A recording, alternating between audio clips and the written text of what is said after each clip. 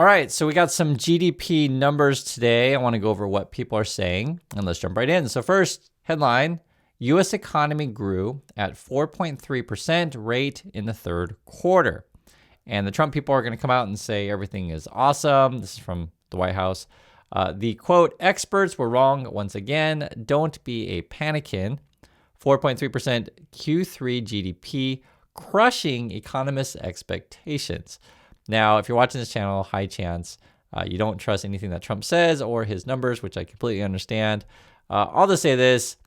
People weren't really expecting a 4, maybe a 3. And also, you have to understand that the economy is a bit whacked out in terms of our numbers because this is a delayed report. If Trump doesn't like the numbers, he'll have you fired. Also, we have this crazy, tariffs. So people did a bunch of stuff early on in the year where they imported a bunch of stuff. This quarter, I guess now it's showing that we're not really doing that anymore. So it's lopsided. And so then you're going to get big swings in GDP. And then on top of that, this doesn't necessarily address where the spending is coming from, which I keep telling you guys because we're in a K-shaped economy. And some people even say T-shaped economy. K-shaped meaning like the rich get richer and the poor get poorer, like think of the letter K. T-shaped economy, think of it more like the rich have everything and everyone else is going down. So, the numbers will reflect everything as a whole. Plus, again, we're in this like whacked out economic situation with wild swings. Let me show you what the White House is saying. They say consumer spending is strong, okay? And my understanding it's like around the 3%, but again, it depends who's actually spending the money. Elon Musk may be out buying a bunch of yachts, but everyone else is buying nothing, that kind of thing. So it's just the numbers may be skewed. Net exports way up, imports and trade deficits way down. Then when you take a look at this kind of stuff, one thing is that I've always mentioned is oftentimes our models are how we calculate stuff is based on like an old style economy, and you're ignoring a lot of digital services or financial services. So, for example, I don't know, 4 decades, well, not even that long, but let's say the exact date, but, before and prior past, Google and Amazon didn't have like all these crazy amounts of digital services, cloud services, selling you a bunch of things that companies, right? You guys know the stuff that you subscribe to, be it your Microsoft 365 or was it Google Work or Amazon, AWS, Amazon's web services, these kind of stuff. So oftentimes this stuff isn't included in these types of numbers. And so when they talk about trade deficits and surpluses, we may actually have surpluses in with trade with multiple countries if you were to count digital services or even financial services. So I want to be clear on that. Also, it says there is no inflation, which I disagree with, of course. Trump's just making stuff up. And then Trump also says the Trump economic golden age is full steam ahead. And for this kind of stuff, your own situation. Do you believe that you, your company, all the people around you are in a golden age? You tell me. Don't let Trump tell you. And then this is the one truth that Trump did say, though.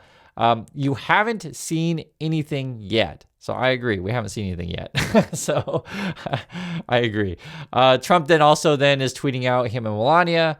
It says the Trump Kennedy Center honors tonight. You won't want to miss it. So I guess we're having some sort of award ceremony at the Kennedy Center. This is the building that he recently put his name on. And he's celebrating, I guess, his buddies, CBS and Paramount Plus are putting that on the air. Trump then says, at the request of the board, which him and his buddies are in, just about everybody else in America, I am hosting the event. Okay, so I guess you're hosting your own awards show. Tell me what you think of my, quote, master of ceremony abilities.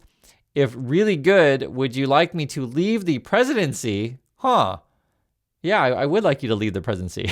That's what we're talking about today. In order to make hosting a full-time job. We will be honoring true greats in history of entertainment. Sylvester Stallone, Michael Crawford, Kiss, George Strait, and Gloria Gaynor.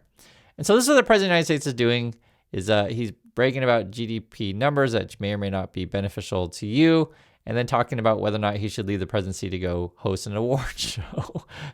Yes, it's as whacked out as he always is. The guy's such a strange dude, and I mean, you guys already know stuff. He's a strange dude, but when I go through this stuff, it's just like, how can anyone follow this thing? And yeah, please go host the awards show. He also goes on to say, a nation can never be economically great if, quote, eggheads are allowed to do everything within the power to destroy the upward slope. We're going to be encouraging the good market to get better rather than make it impossible for it to do so. We're going to see numbers that are far more natural, far better, and they have ever been before, blah, blah, blah, blah, blah, blah. Okay. I was actually looking through this stuff, and it does get a bit interesting when you go through the headlines because got to dig in much deeper. It says, consumer power's strongest U.S. economic growth in 2 years. And as I keep saying, it depends who's benefiting from it, right? You also have this, U.S. economy grows by 4.3% in third quarter, much more than expected, delayed report shows. Now, Heather Long, I think she's like the head economist at, I believe it's Navy Federal Credit Union. She had this really interesting read on the chart here. I'll read what she said. You'll get a general gist of it. Q3 GDP of 4.3% was boosted over a percentage point by the weird trade situation. See the yellow boxes below. And basically, we were talking about these wild swings. And as I said before, a lot of companies did a whole bunch of imports before the tariffs kicked in. So they had this crazy swings. Artificially low imports and high exports did make GDP look better. That's referring to this quarter, but it was a swing from the earlier in the year. But keep in mind, consumption was strong in quarter three at 3.5%. See the green box below. Bottom line, this is a 2.5% to 3% economy right now. It depends a lot on Americans keeping their jobs and layoffs not picking up. And I think this is a reasonable read on this stuff. I always tell you guys the same thing over and over. I think the talk will shift from inflation and as being our biggest challenge and going to be going more to jobs, meaning that watch the unemployment numbers and also watch what's going on around you. You will know. You will know your own situation. You will know what people are saying around you and whether or not your company's hiring or firing or holding pat. Jerome Powell even said recently, though, that he thinks the government numbers are off by as much as like 60,000 jobs a month to the downside. So I think that's the more important thing. And again, whether or not Elon Musk is buying more yachts to make, pump up the numbers, your own situation. This is something else I thought was interesting. It says, what's driving consumption and GDP numbers? Explosion in healthcare spending. Gee, I wonder why. And you can see right there. So basically, we're spending more on healthcare. And also, to say with the consumer numbers that Heather was highlighting, you could also look at inflation, right? So things also do cost more. So sure, you're going to spend more money if you want to buy something. Part of what I think is really fascinating, too, is how things have been so distorted in our economy, or you could say in our communication, to where like Trump and his people are supposedly celebrating that we're firing a bunch of people or cutting programs and services. So for example, this is from the New York Times today. How did DOGE disrupt so much while saving so little? And this is part of, the same with the GDP numbers, like everything's so whacked out. According to the New York Times, they were trying to figure out the whole Elon Musk stuff and going through the numbers. And basically, I guess the larger the claim that Musk would make and the DOGE people, more higher chance of it being inaccurate. and this chart right here, orange being inaccurate, gray being accurate. This is kind of a similar way to say with the Trumpy stuff, right? The bolder and crazier thing that he says, the more likely it is to be inaccurate. And I think the two go hand in hand. And this is regarding the DOGE stuff. New York Times pointed out double counting, timeline errors, miscalculations, and exaggerations, right? It's like this right here tells you the story of the Trumpy stuff. Let me read a little bit of details of DOGE. It says here, Elon Musk's government efficiency said it made more than 29,000 cuts to the federal government, okay? Slashing billion-dollar contracts, canceling thousands of grants, and pushing out civil servants. So they're celebrating, firing people, basically. But the group did not do what Mr. Musk said it would, reduce federal spending by $1 trillion before October. On DOGE's watch, federal spending did not go down at all. It went up, right? How is that possible? One big reason, according to the New York Times, many of the largest savings that DOGE claimed turned out to be wrong. And that tells you the full story. And, it's hard to talk about stuff because it's like, if you understand how this game is played, Trump and his people will claim all the time the numbers are awesome and you're all rich and, we're in the golden age. And then when you look at actually what Trump is trying to do, he's trying to get us all to fight each other, right? So on the surface, he'll tell you, oh, everything's great. And then he'll try to put the military on you. We got this ruling today, I guess. It says, Supreme Court rejects Trump bid to use National Guard in Chicago.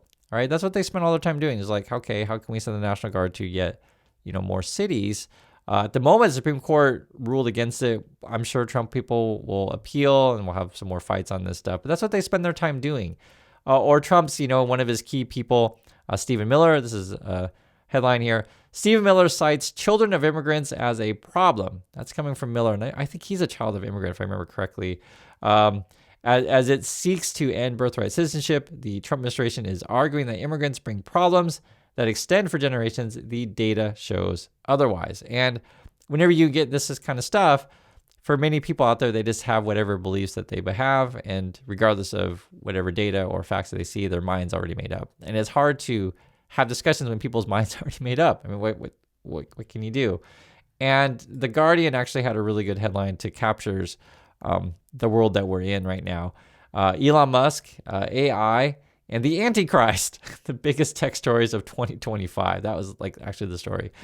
And, when I talk about this stuff every day, guys, I there's things that I focus on. So I more look at what's going on with the AI spending, what's going on with data centers, what are Musk and Trump up to, because I feel like that these guys sadly, represent the U.S. culture and economy to where, it's very top heavy, focused on the exploits of the, billionaire class and how they basically game the system and then lie about all these things, and then covers up all the people that are actually really struggling out there. And I know I keep seeing the same thing over and over again. Don't let other people tell you how you're doing. You tell us, you share. And in my opinion, good leadership is what the USA really needs. And it's all about listening to people on the ground. And that goes for company, country, it goes for any organization. If you're truly a good leader, you listen to the people within your, organization and you address their needs and you get people to work together and bring people together. Musk and Trump, they're always focused on dividing people and getting us fighting. So that's why I'm saying they claim the GDP numbers are awesome and you're all rich, golden age, and yet they want to sick the military on you. Like that's their strategy, and then replace your jobs with AI. So that's why I point to this, Guardian headline today, which I think captures where we're at. Elon Musk, AI, and the Antichrist, the biggest tech stories of 2025. So I'd like to hear your guys' thoughts on this stuff. I do appreciate your time, and I'll catch you all in the next video.